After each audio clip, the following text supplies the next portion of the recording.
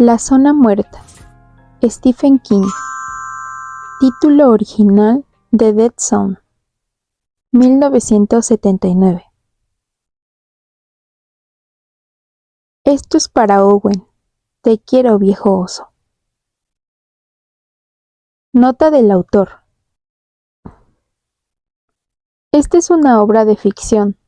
Todos los protagonistas son imaginarios, puesto que la novela tiene como telón de fondo la historia de la última década. Es posible que el lector reconozca a determinados personajes de la vida real que desempeñaron sus papeles en los años 70. Espero que ninguno de estos personajes aparezca desfigurado. En New Hampshire no existe un tercer distrito electoral y en Maine no existe ninguna ciudad que se llame Castle Rock. La lección de lectura de Chuck Chosterwood ha sido extraída de Firebrain de Max Brand, cuya primera edición norteamericana fue publicada por Dutt, Mead & Company, Inc. Prólogo. Cuando terminó sus estudios universitarios, John Smith había olvidado por completo la fea caída que había sufrido en el hielo en aquel día de enero de 1953. En verdad le habría resultado difícil recordarlo cuando terminó la escuela primaria, y su madre y padre nunca se enteraron de que se había producido. Estaban patinando en un tramo despejado del estanque Runaround en Durham. Los niños mayores jugaban al hockey con viejos palos recomendados y utilizaban como metas un par de cestos de patatas. Los críos más pequeños se entretenían como han venido haciéndolo desde tiempos inmemoriales, arqueando cómicamente los tobillos hacia adentro y hacia afuera, resollando en la atmósfera helada a 8 grados bajo cero. En un ángulo del tramo despejado, 2 neumáticos ardían despidiendo abundante hollín, y unos pocos padres permanecían sentados en las inmediaciones vigilando a sus chicos. La época de los quitanieve todavía estaba lejos, y la diversión invernal aún consistía en ejercitar el cuerpo y no un motor de gasolina. Johnny había bajado de su casa, situada un poco más allá del límite de Pownall, con los patines colgados al hombro. A sus 7 años era un patinador bastante diestro. Todavía no estaba en condiciones de participar en los partidos de hockey de los niños mayores, pero podía describir círculos alrededor de la mayoría de los otros críos de su edad, que hacían girar constantemente los brazos para conservar el equilibrio o caían despatarrados sobre sus asentaderas. En ese momento, patinaba lentamente por el perímetro exterior del tramo despejado, lamentando no poder deslizarse hacia atrás como Timmy Benedicts, mientras escuchaba cómo el hielo retumbaba y crujía misteriosamente más adelante bajo la capa de nieve, y mientras escuchaba también los gritos de los jugadores de hockey, el traqueteo de un camión cargado de madera que cruzaba el puente rumbo a Gibson en Lisbon Falls, el murmullo de la conversación de los adultos. Se sentía muy feliz de estar vivo en ese frío y hermoso día de invierno. No tenía ningún problema, nada lo inquietaba, no deseaba nada, excepto poder patinar hacia atrás como Timmy Benedicts. Pasó patinando junto al fuego y vio que 2 o 3 de los adultos hacían circular una botella de licor. «Dame un trago», le gritó a Chuck Spire, que estaba abrigado con una gruesa camisa de leñador y unos pantalones de franela verde para la nieve. Chuck le sonrió. «Lárgate de aquí, mocoso. Oigo que tu madre te está llamando». Johnny Smith, el crío de 6 años, también sonrió y se alejó patinando. y vio que Timmy Benedicts en persona se acercaba cuesta abajo, seguido por su padre, por el lado de la pista que correspondía a la carretera. «Timmy», exclamó, «mira esto». Se volvió y empezó a patinar desmañanadamente hacia atrás. Sin darse cuenta de ello, se estaba introduciendo en la pista de hockey. Renacuajo», gritó alguien, «quítate de en medio». Johnny no lo oyó. Lo estaba logrando. Patinaba hacia atrás. Había encontrado el ritmo, repentinamente. Consistía en una especie de balanceo de las piernas. Bajó la vista fascinado para observar lo que hacían sus piernas. El disco de hockey de los niños mayores, viejo y maltrecho, y lleno de muescas en los bordes, pasó zumbando junto a él, sin dejarse ver. Uno de los jugadores, que no era un gran patinador, lo estaba siguiendo con una arremetida ciega frontal. Chuck Spire previó lo que iba a ocurrir. Se puso en pie y vociferó: «¡Johnny, cuidado!». John levantó la cabeza, y a continuación el mal patinador lo embistió a toda velocidad, con sus 80 kilos. Johnny salió despedido con los brazos estirados. Una fracción de segundo después su cabeza golpeó contra el hielo y se sumergió en una bruma negra. Bruma negra, hielo negro, bruma negra, hielo negro, negro, negro. Le dijeron que se había desvanecido.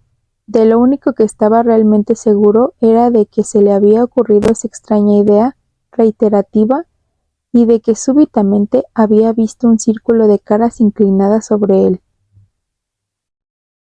Jugadores de hockey asustados, adultos preocupados, críos curiosos. Timmy Benedict sonreía con una mueca burlona. Chuck Spire lo estaba sosteniendo. Hielo negro, negro. «¿Qué dices?», preguntó Chuck.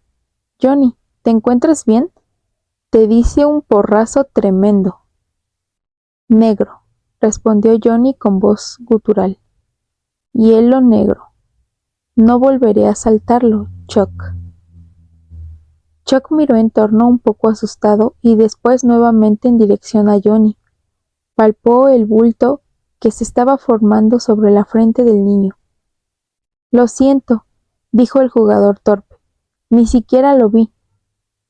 Los críos tienen prohibido la entrada en la pista, así lo estipulan las reglas. Paseó su mirada insegura sobre quienes lo rodeaban buscando apoyo. «¿Johnny?», insistió Chuck. No le gustaba la expresión de los ojos de Johnny, oscuros y lejanos, distantes y fríos. «¿Te encuentras bien?». «No volveré a saltarlo», contestó Johnny, sin tener conciencia de lo que decía, pensando solo en el hielo negro, la explosión, el ácido. «¿Crees que debemos llevarlo al médico?», le preguntó Chuck a Bill Gendron. «No sabe lo que dice». «Dale un minuto para que se reponga», aconsejó Bill. Le dieron un minuto y a Johnny se le despejaron las ideas. «Estoy bien», murmuró. «Dejen que me levante». Timmy Benedict seguía ostentando su mueca burlona. Johnny resolvió darle una lección. Antes del fin de semana, daría vueltas patinando alrededor de Timmy hacia atrás y adelante. «Ven a sentarte un rato junto al fuego», dijo Chuck. «Te diste un porrazo tremendo». Johnny se dejó guiar hasta la fogata. El olor del caucho derretido era fuerte y penetrante y le revolvió un poco el estómago. Le dolía la cabeza. Tanteó con curiosidad el chichón que tenía sobre el ojo izquierdo. Le pareció que la protuberancia medía 1 kilómetro de altura. «¿Recuerdas quién eres y todo lo demás?», inquirió Bill. «Sí, claro que sí. Estoy bien». «¿Cómo se llaman tu padre y tu madre?» «Herb y Vera». «Herb y Vera Smith». Bill y Chuck intercambiaron una mirada y se encogieron de hombros. Creo que se encuentra bien, comentó Chuck, y entonces repitió por tercera vez. Pero recibió un porrazo tremendo, ¿no es cierto? ¡Qué barbaridad! Así son los críos, manifestó Bill. Miró con ternura a sus mellizas de 8 años, que patinaban cogidas de la mano, y después otra vez a Johnny. Si hubiera sido un adulto, probablemente el golpe le habría matado. No si hubiera sido polaco, replicó Chuck, y los dos se echaron a reír. La botella de Bushmill empezó a circular nuevamente. 10 minutos más tarde, Johnny estaba de vuelta en el hielo. El dolor de cabeza ya había empezado a amainar y el chichón resaltaba sobre su frente como una extraña marca grabada a fuego. Cuando volvió a su casa para almorzar, la alegría de haber aprendido a patinar hacia atrás le había hecho olvidar la caída y el desvanecimiento. «¡Válgame Dios!», exclamó Vera Smith cuando le vio. «¿Cómo te has hecho eso?» «Me caí», respondió Johnny y comenzó a sorber su sopa de tomate Campbell's. «¿Te sientes bien, John?», preguntó su madre palpándole delicadamente. «Por supuesto, mamá». Y eso era cierto, si se exceptuaban las pesadillas esporádicas que tuvo durante más o menos un mes. Las pesadillas y la propensión a experimentar de cuando en cuando una fuerte modorra a determinadas horas del día en que nunca había estado somnoliento antes. Y esto cesó aproximadamente cuando cesaron las pesadillas. Estaba en perfectas condiciones. A mediados de febrero, Chuck Spire se levantó una mañana y descubrió que la batería de su viejo De Soto modelo 48 estaba descargada. Trató de cargarla con el camión de su granja. Cuando estaba ciñendo la segunda grapa a la batería del De Soto, ésta le estalló en la cara, salpicándosela con esquirlas y ácido corrosivo.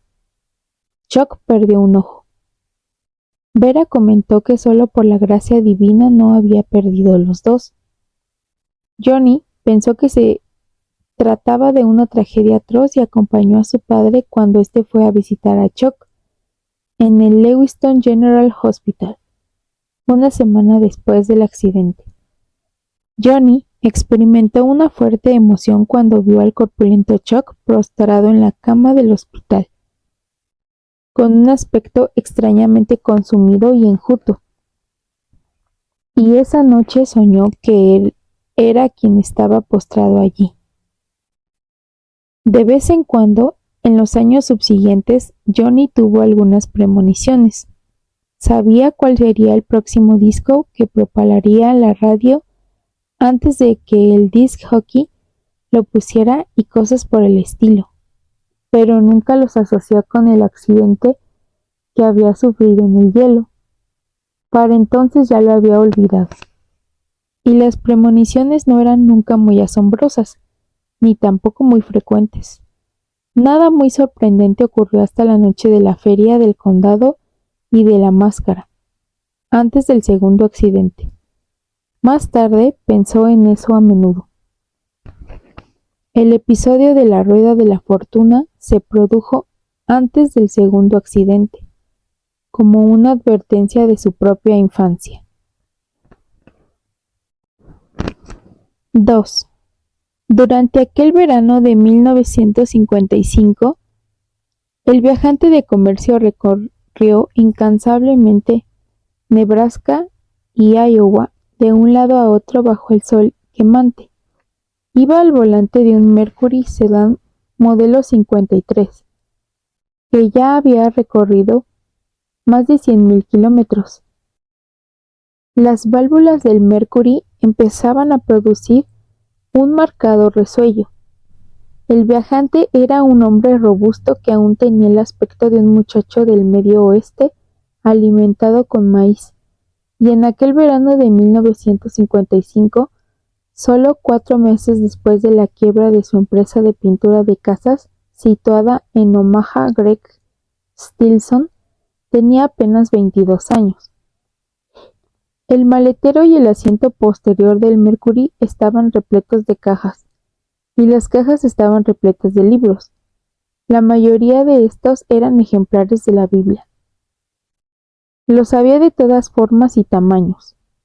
El producto básico era la American Truthway Bible, ilustrada con 16 láminas a color, pegada con cola de aviación, a $1.69 y capaz de resistir por lo menos 10 meses sin desencuadernarse. Luego había un libro de bolsillo más humilde, el American Truthway New Testament, a 65 centavos, sin láminas a color, pero con las palabras de nuestro Señor Jesucristo impresas en rojo.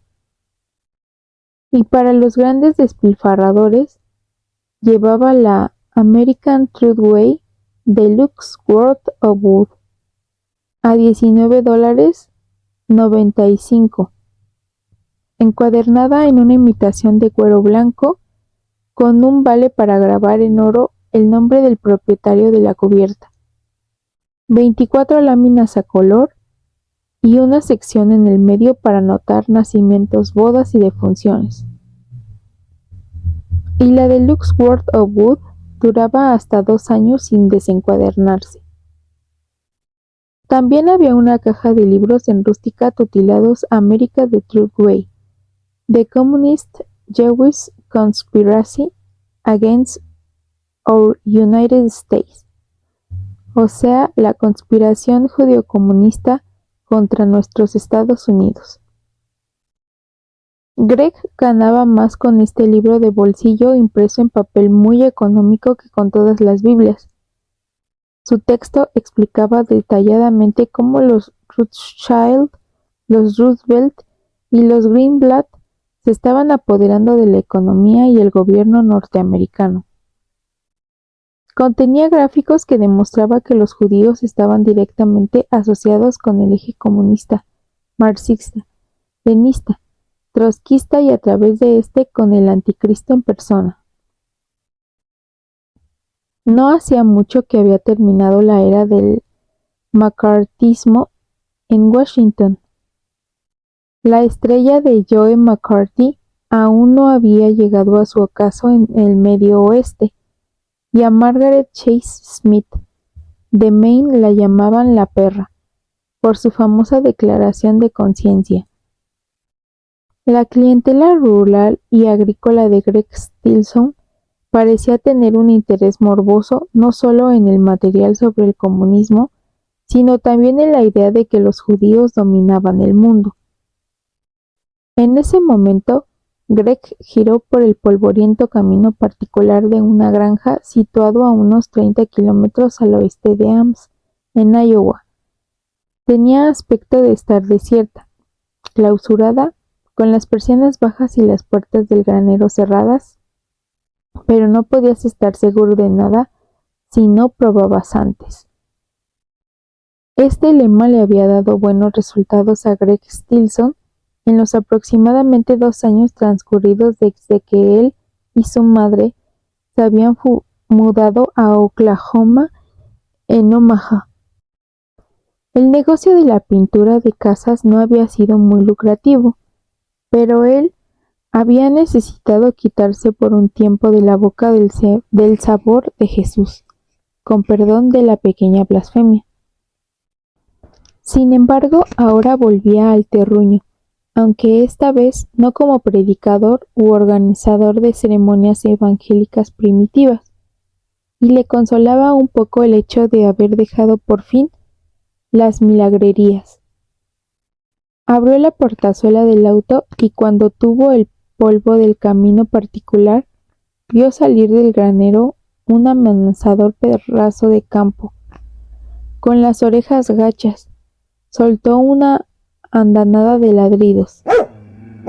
«Hola, Chucho», dijo Greg por lo bajo, con voz grata pero sonora. A los 22 años ya tenía la voz de un experto hipnotizador de multitudes. El perro no respondió a la cordialidad de su voz.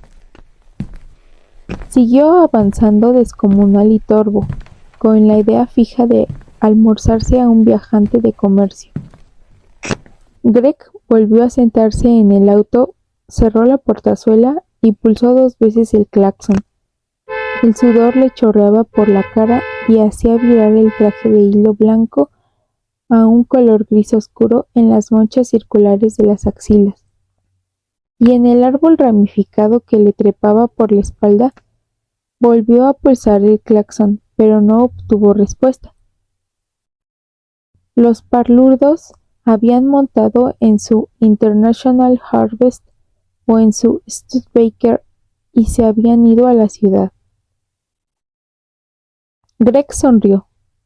En lugar de poner la marcha atrás y retroceder por el camino particular, tanteó el asiento posterior y empuñó un pulverizador de insecticida, que no estaba cargado con flit, sino con amoníaco. Greg tiró del émbolo y se apeó nuevamente sonriendo mansamente. El perro, que se había sentado, volvió a alzarse inmediatamente y avanzó hacia él gruñendo. Greg no dejó de sonreír. Así me gusta, Chucho, dijo con su voz grata, sonora. Ven aquí, ven a buscar lo que te corresponde. Odiaba a esos feos perros campesinos que se enseñoreaban sobre sus parcelas de patio como pequeños césares arrogantes. Eran el reflejo de sus amos. Maldito atajo de patanes, sisió entre dientes. Seguía sonriendo. Ven, perrito. El perro se acercó. Se tensó sobre las patas traseras, listo para precipitarse sobre él. Una vaca mugió en el establo y el viento susurró dulcemente en el maizal. Cuando el animal se abalanzó, la sonrisa de Greg se trocó en una mueca dura y cruel. Empujó el émbolo del pulverizador y roció los ojos y el hocico del perro con una nube abrasadora de gotitas de amoníaco.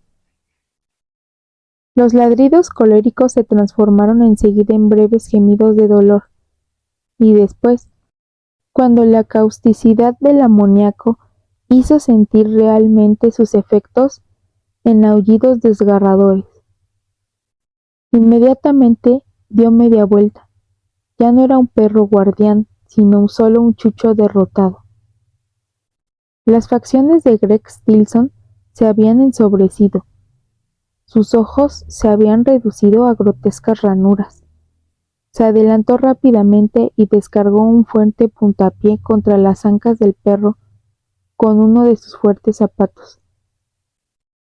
El animal soltó un gruñido ululante y, asusado por el dolor y el miedo, selló su propia perdición al volverse nuevamente para enfrentar al responsable del infortunio, en lugar de correr a ocultarse en el granero.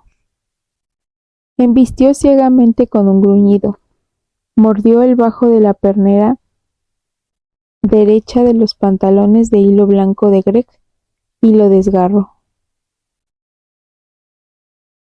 Greg, furioso y sorprendido, pateó nuevamente al perro, esta vez con la fuerza necesaria para hacerlo rodar por el polvo. Avanzó de nuevo hacia el animal y le asestó otro puntapié, sin dejar de vociferar.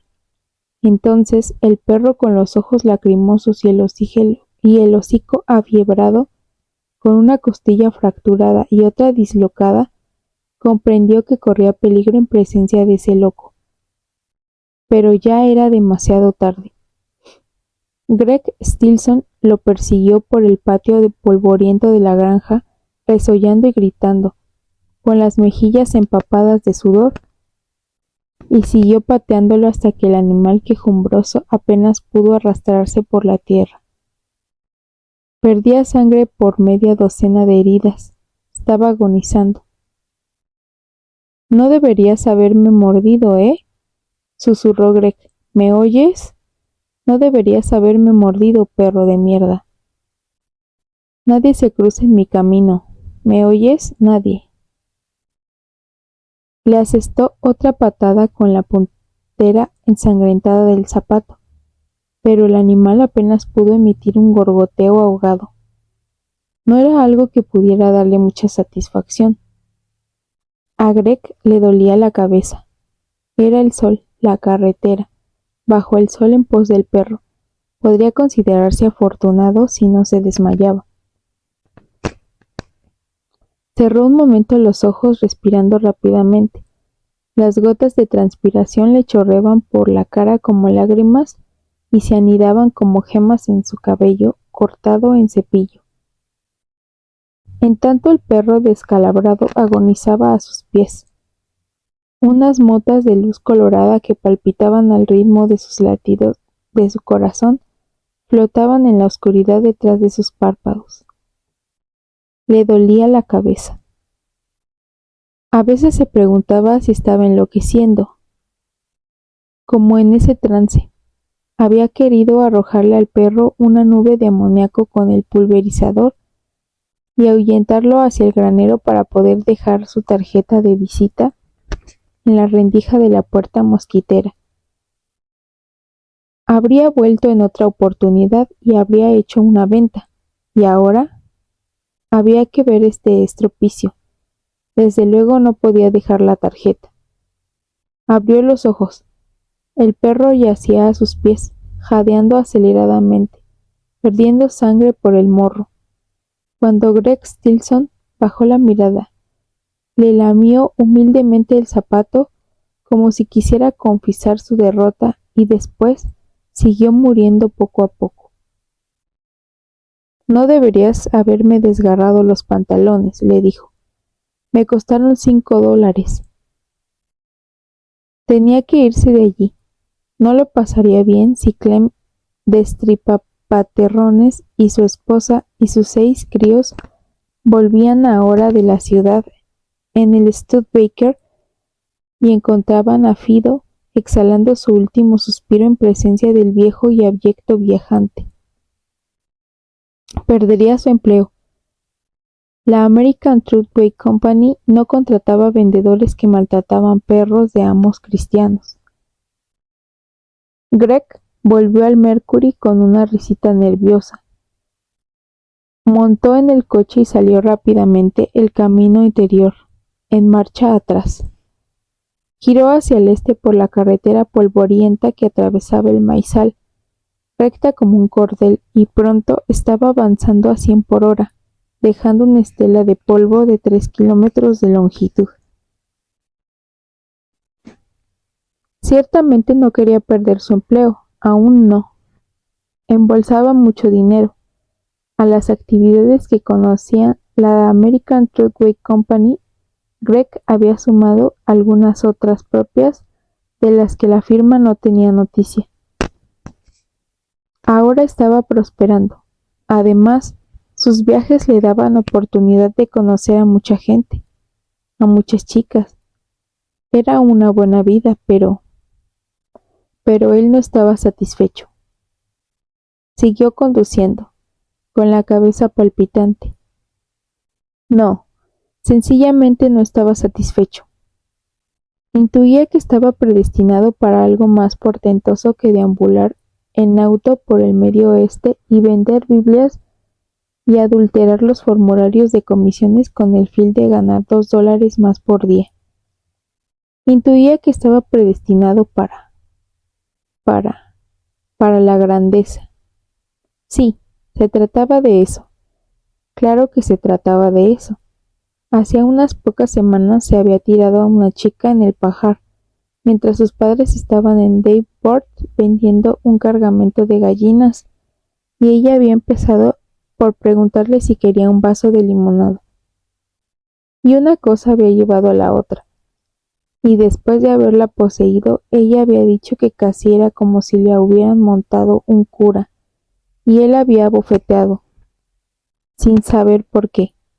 La había bofeteado y después se había ido. Bueno, no, en realidad la había bofeteado 3 o 4 veces, hasta que ella había gritado y chillado pidiendo auxilio. Y entonces él se había controlado, y de alguna manera había tenido que emplear hasta la última pizca de seducción que le había dado Dios. Había hecho las paces con ella. Entonces también le había dolido la cabeza y las motas pulsátiles de la luz se habían disparado y habían danzado en su campo visual, y había tratado de decirse que eso era efecto del calor explosivo del pajar, pero no era solo el calor el que le hacía doler la cabeza. Era lo mismo que había sentido en el patio cuando el perro le había desgarrado los pantalones. Algo oscuro y demencial. No estoy loco, dijo en voz alta, en el coche. Bajó rápidamente el cristal de la ventanilla y dejó entrar el calor de verano y el olor del polvo y el maíz y el estiércol. Encendió la radio, elevó el volumen y sintonizó una canción de Patti Page. Su jaqueca amainó un poco. Todo era cuestión de controlarse y de no ensuciar su expediente. Así no podían fastidiarle. Y él se estaba especializando en lo uno y en lo otro. Ya no soñaba tan a menudo con su padre. Esos sueños en que su padre se erguía sobre él con el casco echado hacia atrás, rugiendo. No sirves para nada, enano. No sirves para nada. Los sueños no se repetían con tanta frecuencia, porque sencillamente no respondían a la realidad. Ya no era un enano. Claro que en su infancia había estado enfermo muchas veces, y que había sido enclenque, pero después había crecido. Mantenía a su madre, y su padre había muerto.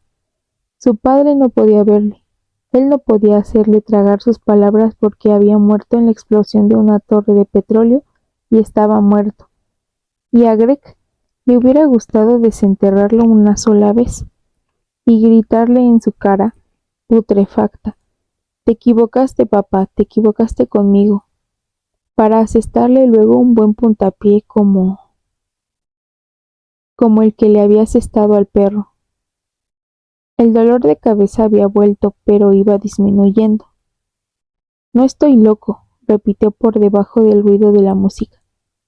Su madre le había dicho a menudo que estaba predestinado para algo grande, para algo extraordinario, y Greg la creía.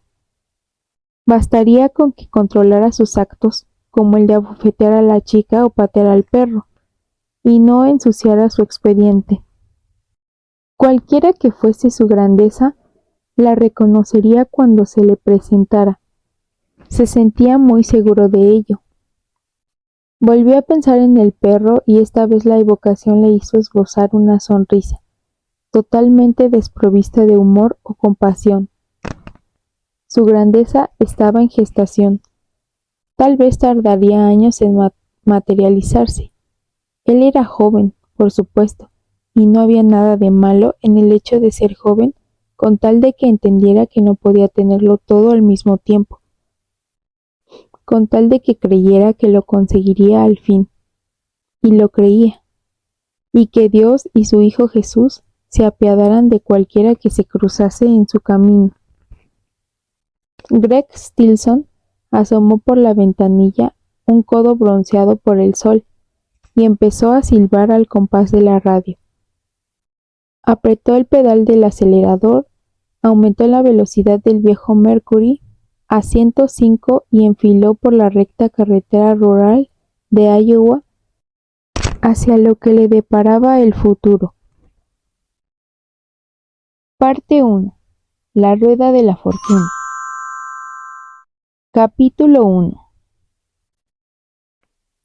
Lo que Sara siguió recordando más tarde acerca de aquella noche fue la racha de suerte de él en la rueda de la fortuna y la máscara.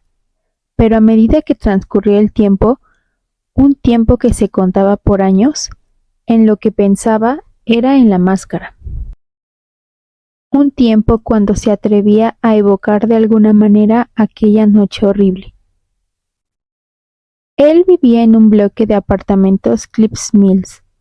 Sara llegó allí a las 8 menos cuarto, estacionó a la vuelta de la esquina y pulsó por el portero electrónico para que le abriera la puerta. Esa noche utilizarían el coche de ella porque el de Johnny estaba inmovilizado en el Tibbetts Garage de Hamden, con un cojinete atascado o algo parecido.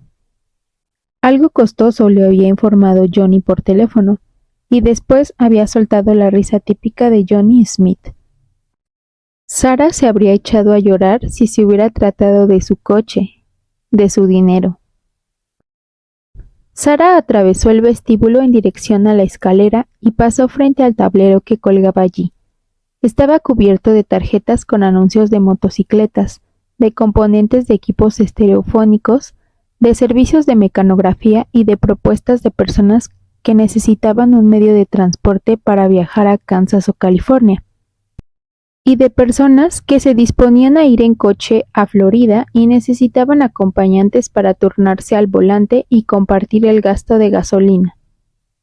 Pero esa noche sobresalía en el tablero un cartel de grandes dimensiones que mostraba un puño cerrado sobre el fondo de color rojo furioso que sugería un incendio. La única palabra impresa en el cartel era atacad. Estaban en los últimos días del mes de octubre de 1970. Johnny ocupaba el apartamento del frente del segundo piso. El ático lo llamaba él, donde podías plantarte con tu frac como Ramón Novarro, con una abundante ración de vino Ripple en una copa combada y contemplar desde lo alto el vasto corazón palpitante de Cliffs Mills. Sus multitudes ajetreadas después de la hora de los espectáculos, sus taxis bulliciosos, sus letreros de neón. Hay casi 7,000 historias en la ciudad desnuda. Esta ha sido una de ellas. En realidad, Cliffs Mills consistía esencialmente en una calle mayor con un semáforo en la intersección. A las 6 de la tarde empezaba a parpadear intermitentemente. Más o menos 2 docenas de tiendas y una pequeña fábrica de mocasines.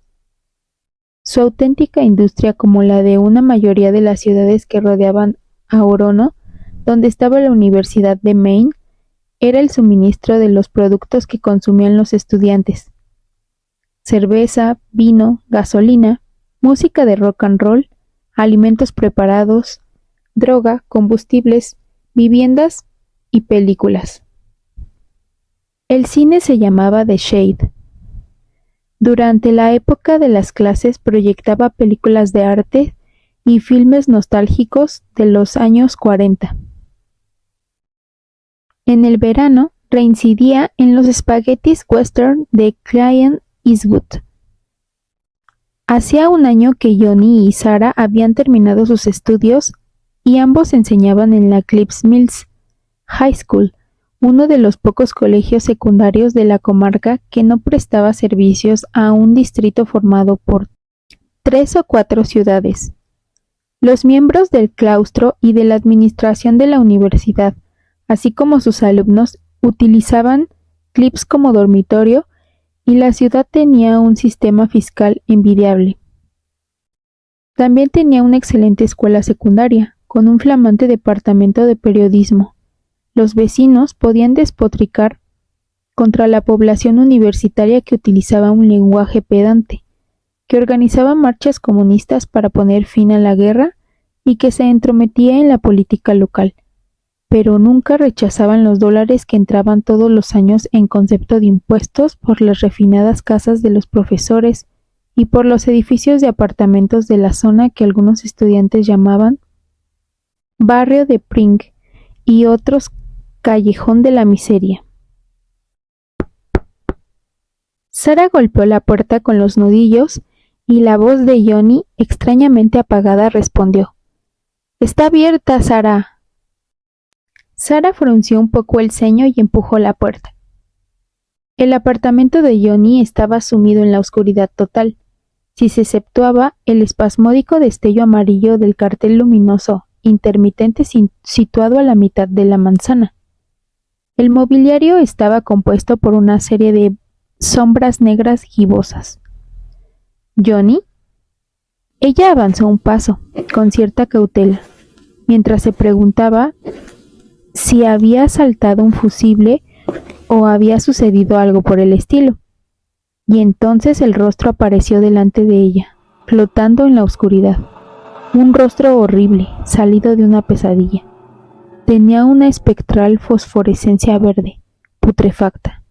Un ojo estaba desmesuradamente abierto y parecía mirarla con espanto dolorido. El otro tenía los párpados fuertemente apretados con un aire siniestro. La mitad izquierda de la cara, la del ojo abierto, parecía normal, pero la mitad derecha correspondía al rostro de un monstruo, crispado e inhumano, con los gruesos labios replegados para dejar al descubierto unos sobredientes también fosforescentes. Sara emitió un chillido débil y estrangulado y retrocedió un paso trastabillando. Entonces se encendieron las luces y ese volvió a ser ni más ni menos que el apartamento de Johnny, y no un limbo tenebroso.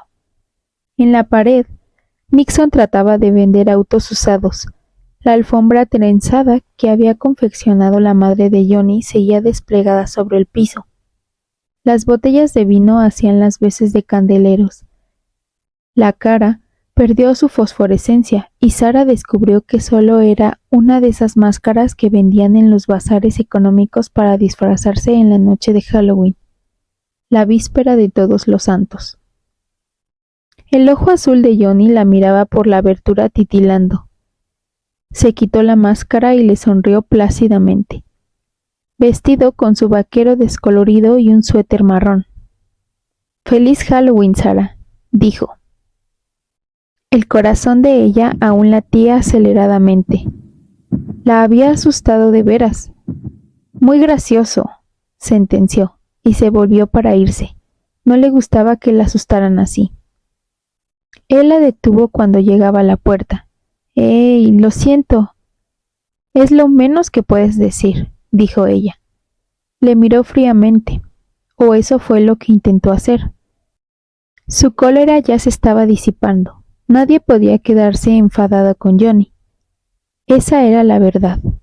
Le amara o no, y esto era algo que Sara aún trataba de descifrar, no podía sentirse disgustada con él, por mucho tiempo, ni guardarle rencor. Se preguntó si alguna vez alguien había logrado guardarle rencor a Johnny Smith, y la idea le pareció tan ridícula que no tuvo más remedio que sonreír. «Así me gusta más». «Hombre, pensé que ibas a dejarme plantado». «No soy un hombre», respondió ella. Johnny clavó los ojos en ella. «Lo he notado». Sara tenía puesto un voluminoso abrigo de piel, mapache de imitación o algo vulgar por el estilo, y su inocente lasciva la hizo sonreír nuevamente. «Con esto encima no se distingue». «Oh, sí, yo lo distingo», afirmó Johnny. La rodeó con el brazo y la besó. Al principio ella no iba a devolverle el beso, pero por supuesto se lo devolvió. «Lamento haberte asustado», continuó él, y frotó cordialmente su nariz contra la de ella antes de soltarla. Blandió la máscara. «Pensé que te divertiría. El viernes me la pondré en clase». «Oh, Johnny, eso no favorecerá la disciplina». «Me las apañaré de alguna manera», respondió Johnny con una sonrisa. Y lo curioso era que efectivamente se las apañaría. Todos los días ella concurría al colegio luciendo unas grandes gafas magistrales, con el cabello estirado en un moño tan severo que parecía estar al borde del grito. Usaba las faldas apenas por encima de la rodilla, en una época en la que la mayoría de las chicas las llevaban justo por debajo del borde de las bragas. «Y mis piernas son más bonitas que las de cualquiera de ellas», pensaba Sara rencorosamente. Sentaba a los alumnos por orden alfabético, lo cual, por lo menos según la ley de probabilidades, debía haber mantenido separados a los revoltosos, y enviaba resueltamente a los chicos insubordinados al despacho del vicerrector, en razón de que éste cobrara $500 adicionales por año para desempeñarse como cancerbero y ella no.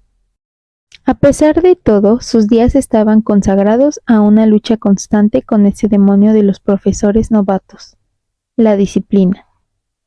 Lo más inquietante era que había empezado a intuir que existía un jurado colectivo, tácito, tal vez una especie de conciencia de la escuela, que deliberaba acerca de cada nuevo profesor y cuyo veredicto respecto de ella no era muy favorable.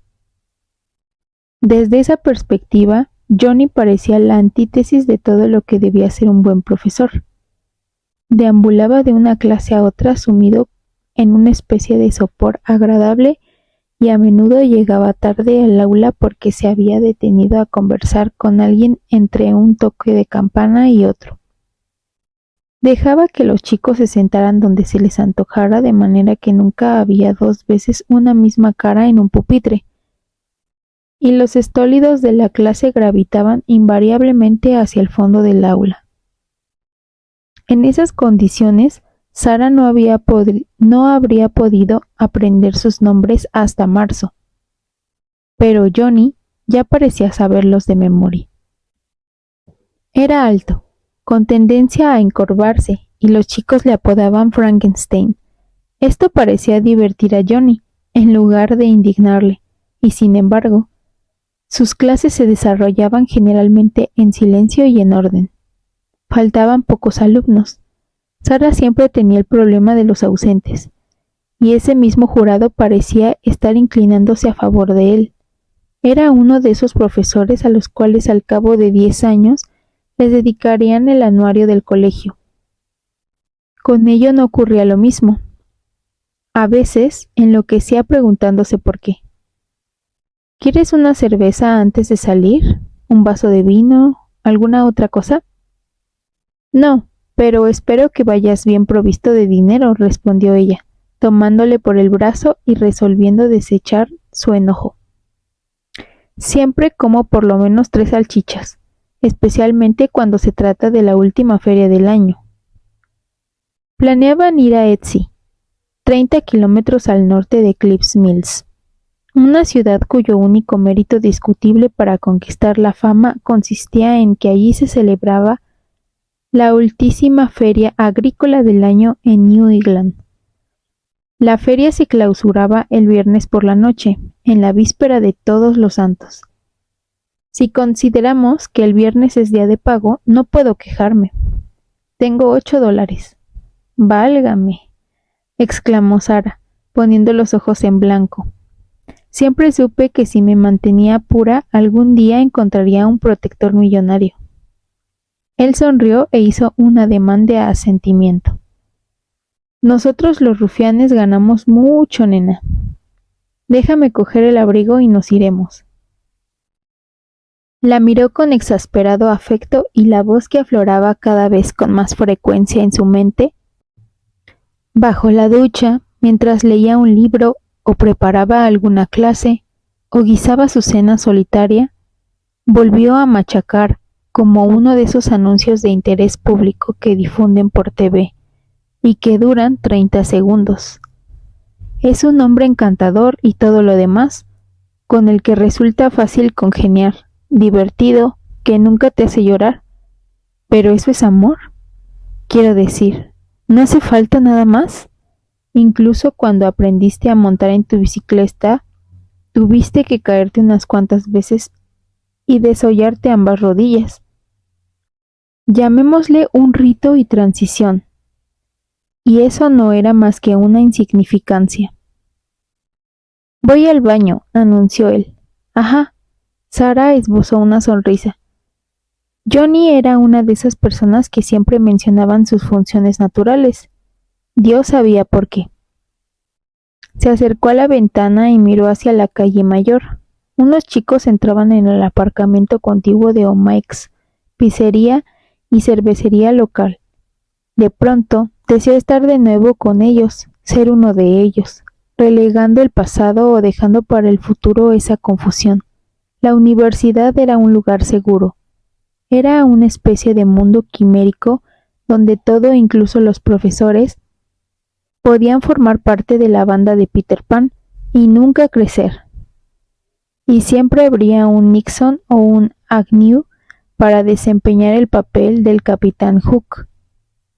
Había conocido a Johnny cuando habían empezado a ejercer como enseñantes en septiembre, pero antes lo había visto en las clases de pedagogía que compartían. A ella le había prendido una insignia de la fraternidad Delta Tau Delta. Ninguno de los juicios que valían para Johnny habían valido para Dan.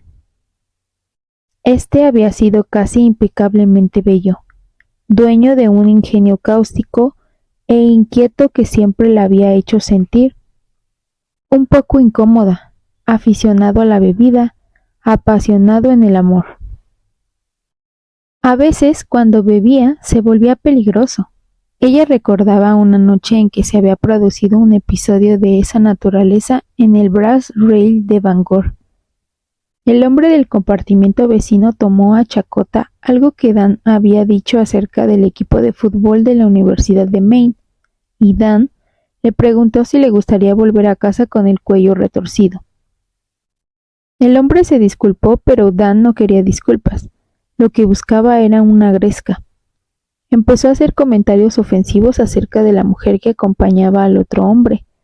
Sarah apoyó la mano sobre el brazo de Dan y le pidió que se callara. Dan le apartó la mano y la miró con un extraño fulgor opaco en los ojos grisáceos que le secó en la garganta cualesquiera otras palabras que hubiera podido pronunciar.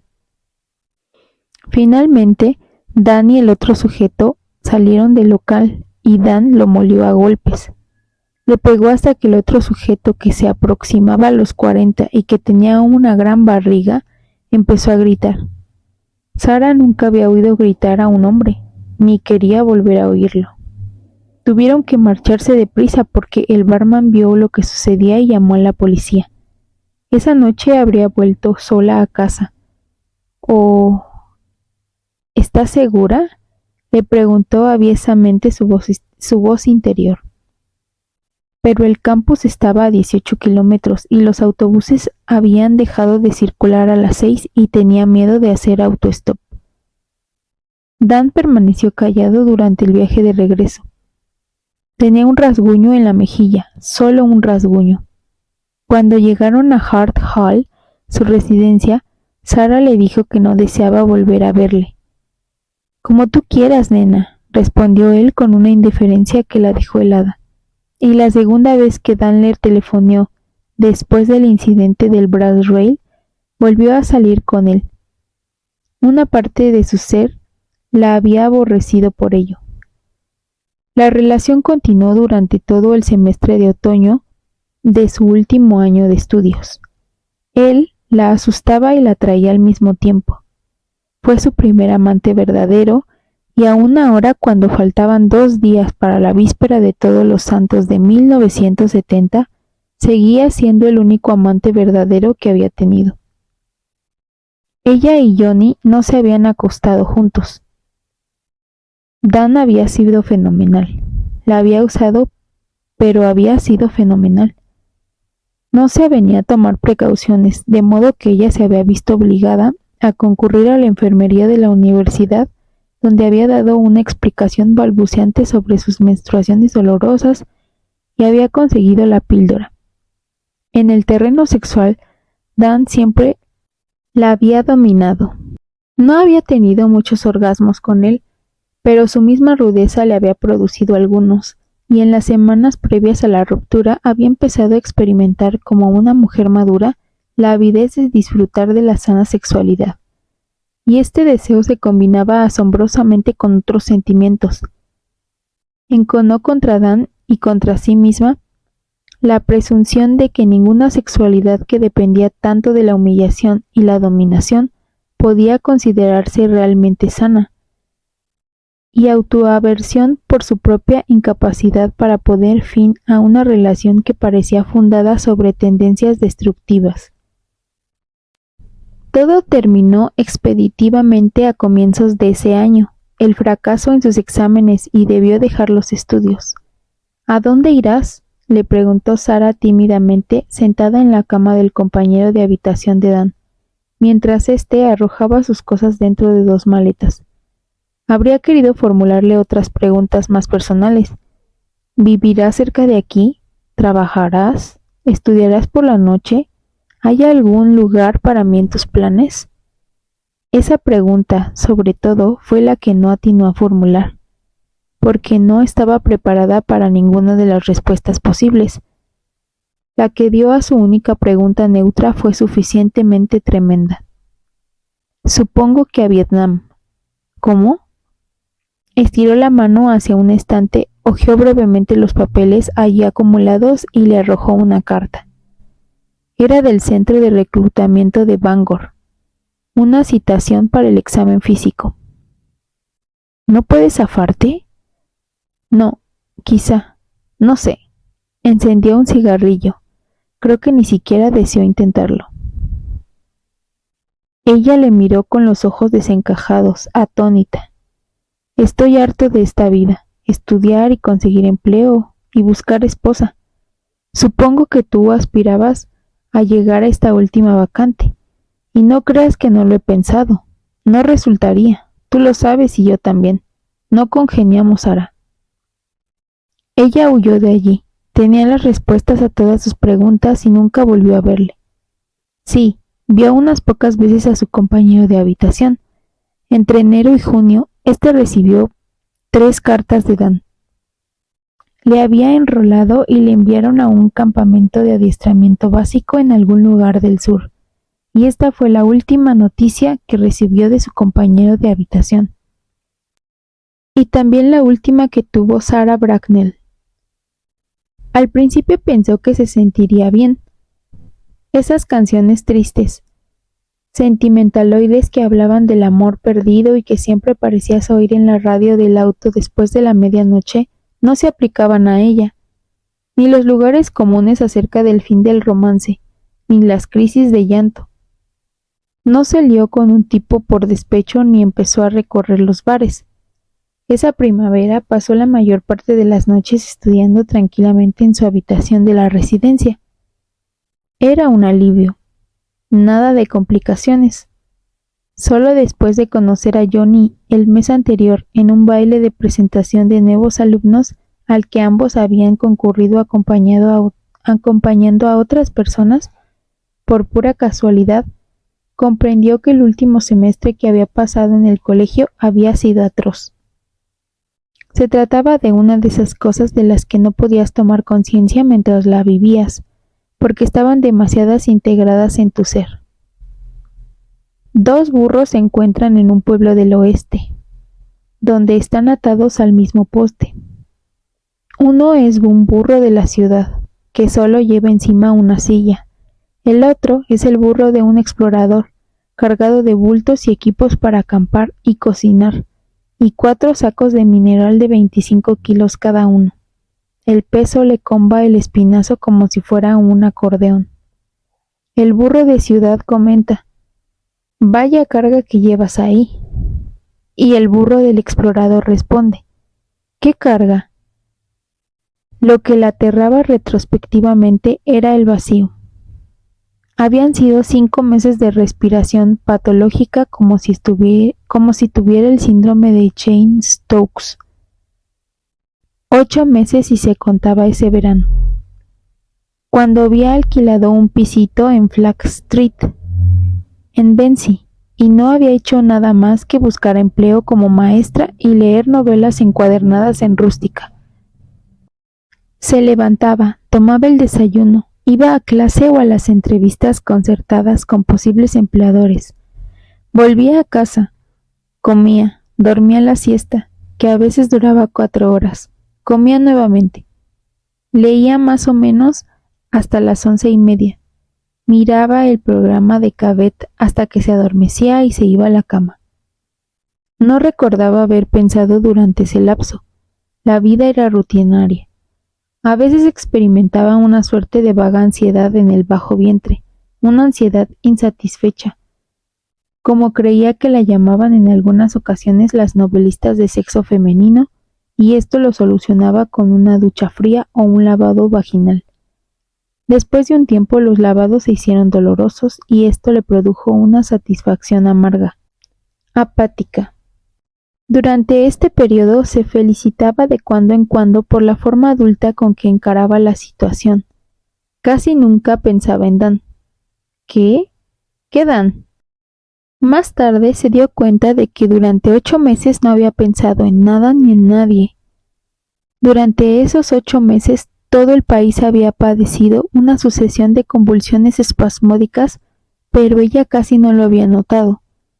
Las manifestaciones, los polizontes en sus cascos y sus máscaras antigas, los ataques cada vez más furibundos de Agnew contra la prensa, las muertes en la Universidad de Kent, el verano violento cuando los negros y los grupos radicales se lanzaron a la calle.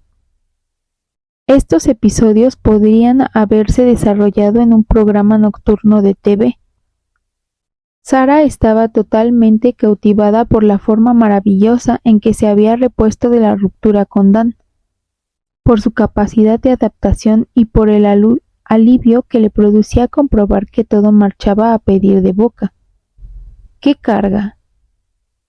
Entonces empezó a dar clases en la Cliffs Mills High, y ese fue un cataclismo personal. Sentarse al otro lado del escritorio después de desempeñarse durante 16 años como estudiante profesional. Conocer a Johnny Smith en aquel baile de presentación. Y como un nombre tan absurdo como Johnny Smith, ¿acaso podía ser realmente de carne y hueso?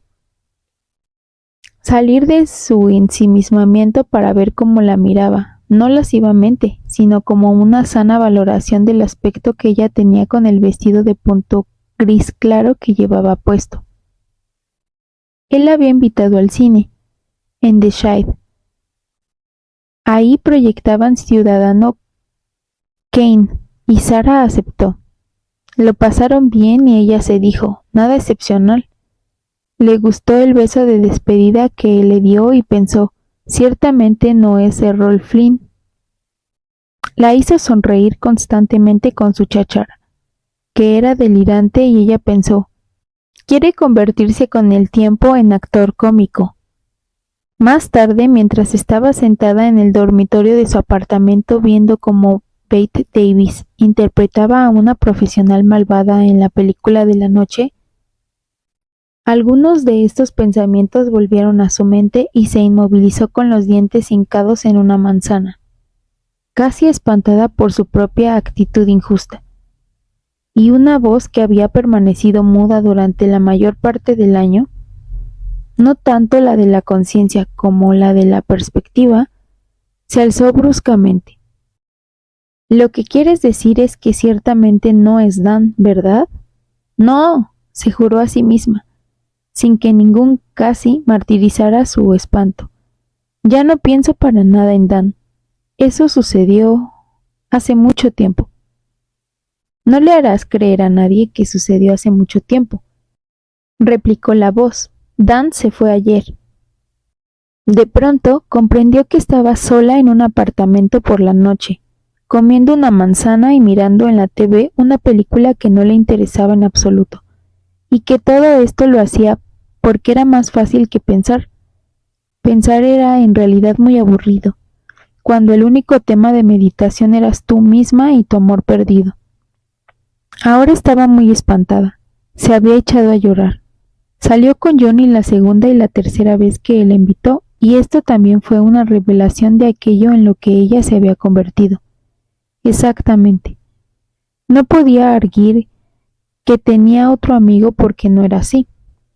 Era una chica espabilada, hermosa, y la habían invitado a salir muchas veces después de la ruptura con Dan, pero las únicas invitaciones que había aceptado habían sido las del compañero de habitación de Dan, para comer hamburguesas en la cantina, y ahora comprendía con su disgusto, atemperado por un humor amargo, que solo había concurrido a esas citas totalmente inocuas para sonsacar la información sobre Dan al pobre tipo.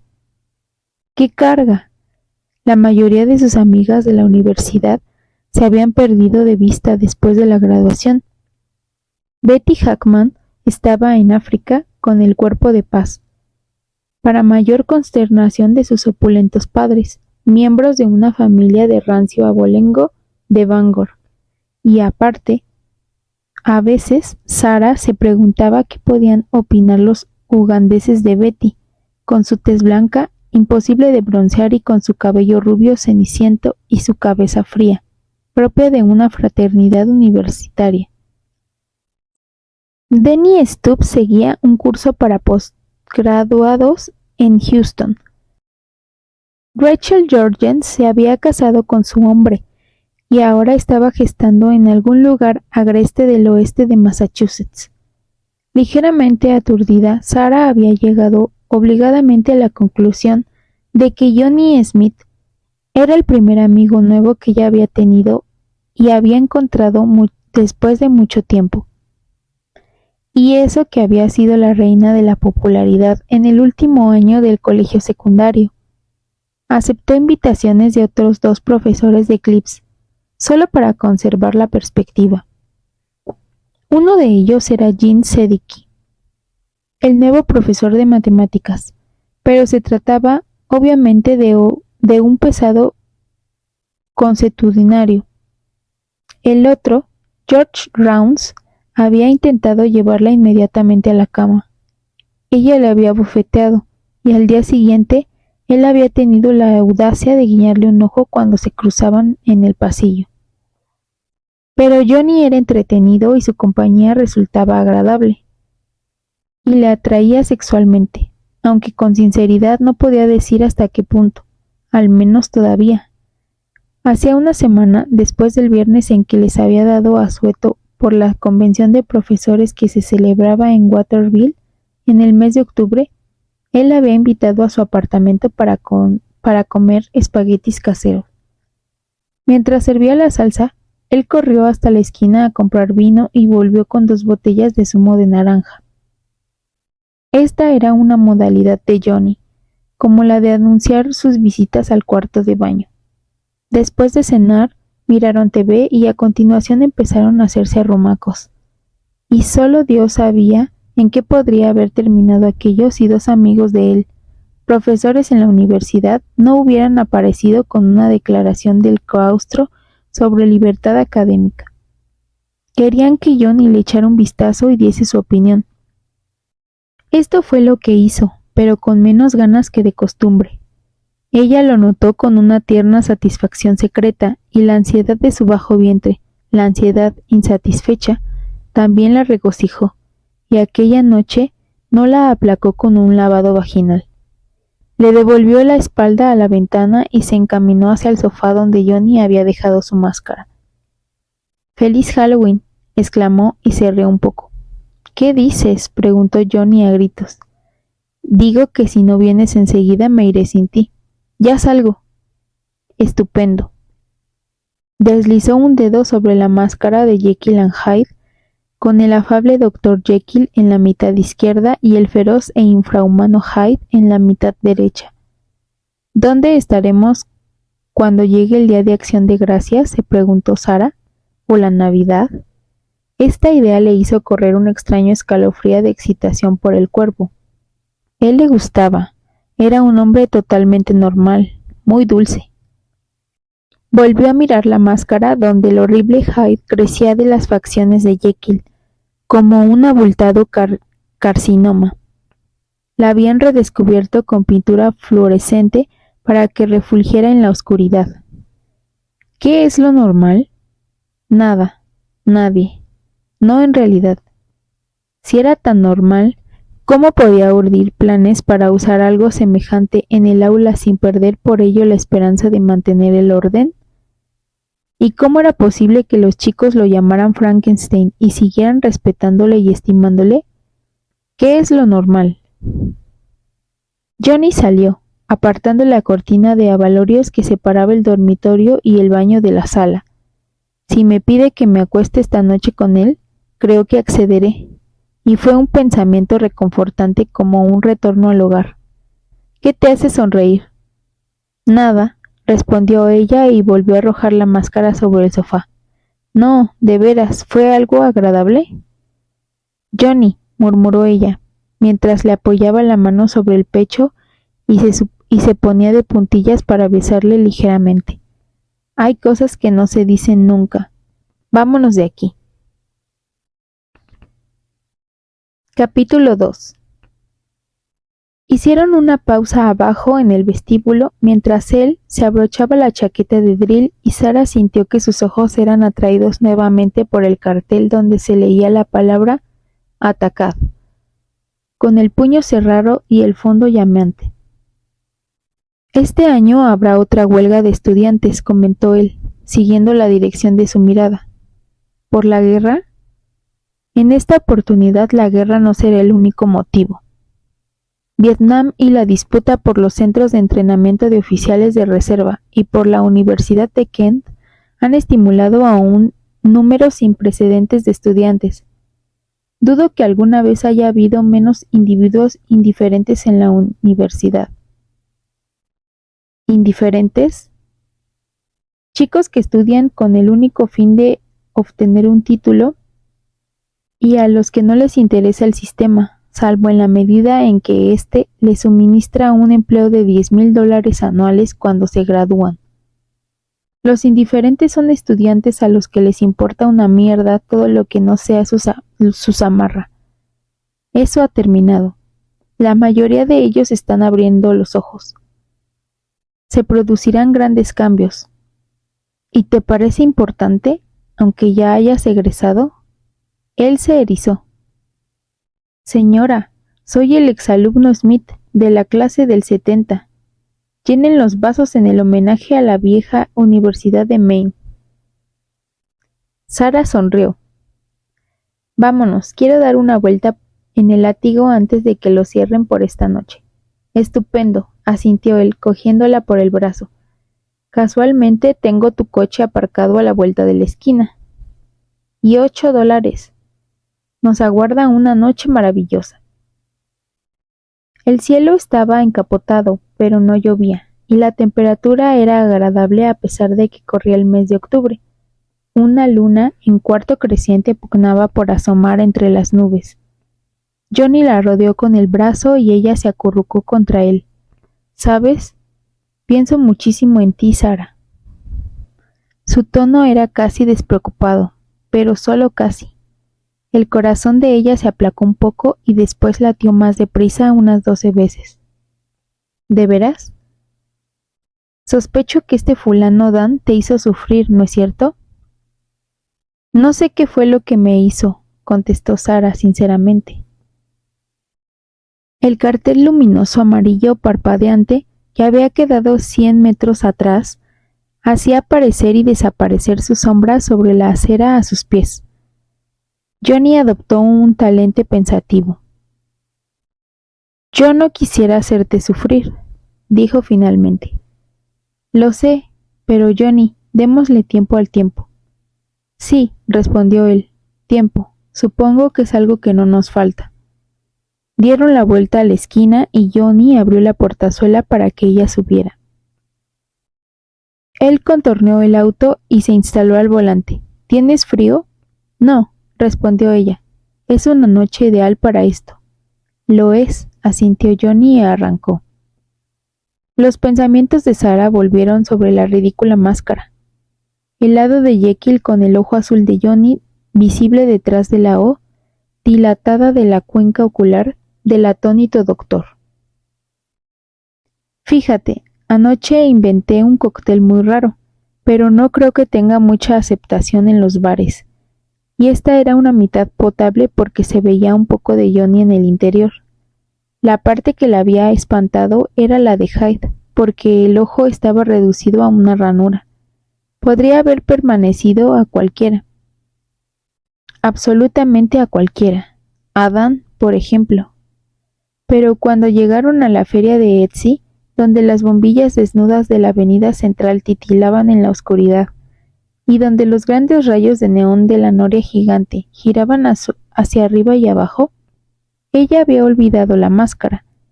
Estaba junto a su hombre y lo iban a pasar en grande.